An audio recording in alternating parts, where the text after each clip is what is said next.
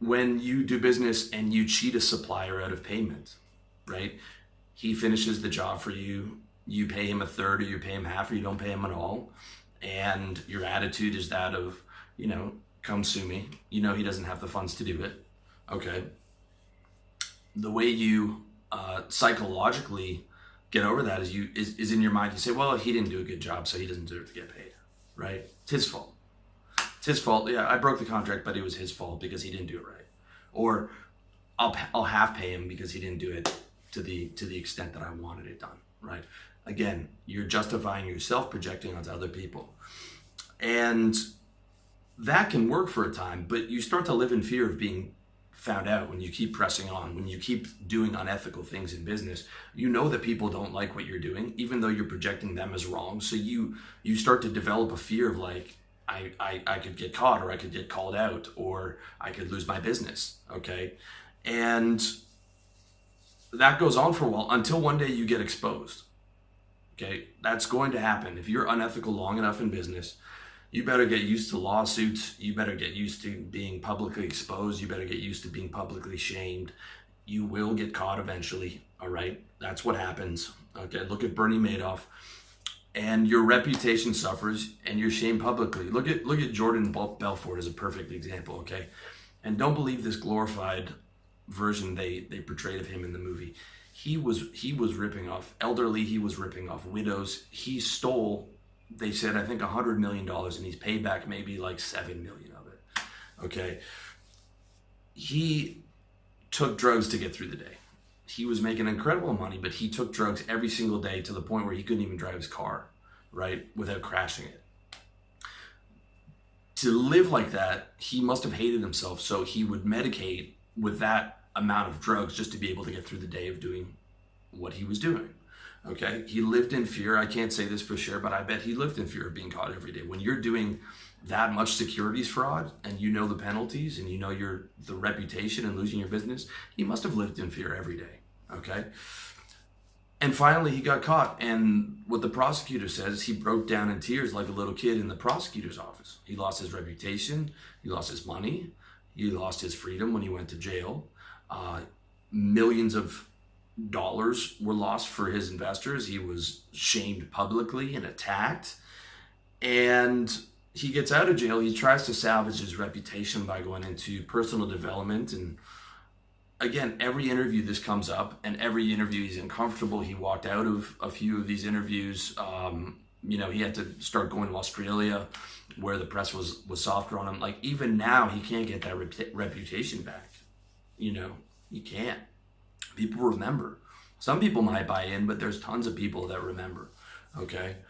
And, I'm not trying to be negative on the guy.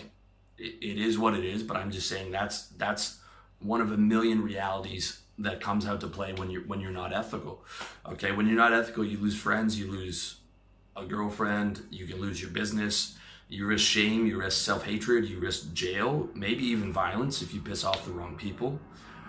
When you're ethical, you're good. You don't have to worry about that. You don't have to worry about any of that stuff. You don't have to, remember all the lies you told to people, right? What did I tell this person? What did I tell that person? I worked with some guys in sales that would just rip their clients off, and they would get a call back from their client, right? They'd be like, yo, John, hold up, give me 10 minutes, stall for a second. So he would sit down, rush back over to his desk, get all his objections handled, and like, he would do, a deal with the client, and then he'd be sitting there in fear all day that the client would call him back and maybe get called out on it, right?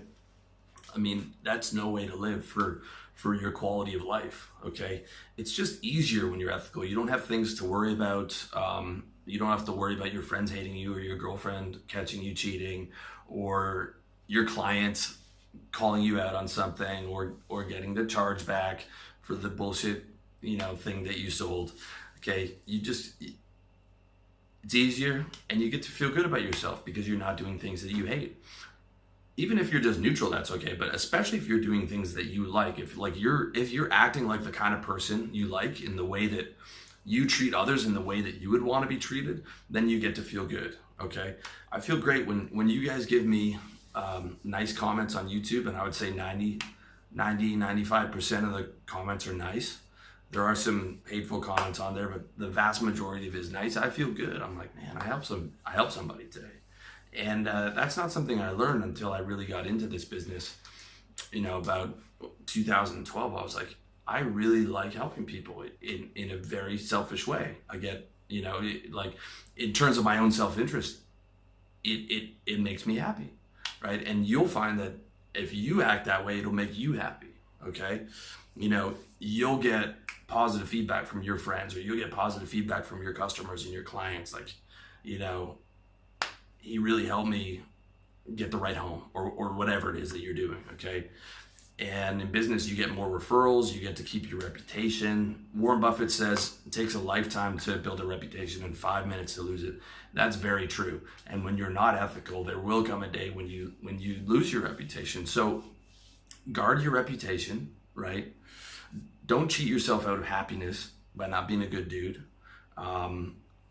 Don't be unethical and have to live in fear and have to worry about when the next time you're getting called out is. Don't cheat yourself with that.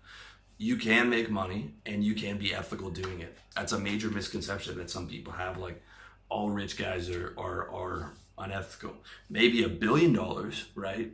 Maybe to get to that billionaire level, they say every fortune has a crime involved, but I mean, 1, 5, 10 mil, I think you can do all that ethically, okay? It's just about like don't cheat yourself out of it, man. Like, you're just gonna be happier when you're ethical. You don't have to worry about stuff. You don't have to worry about your reputation, and you get to feel good. You get the 2 pillars of self-esteem. You get the self-respect or the success, and you get the self-image of feeling like you're a good guy. And the more good things you do, the better you feel about yourself.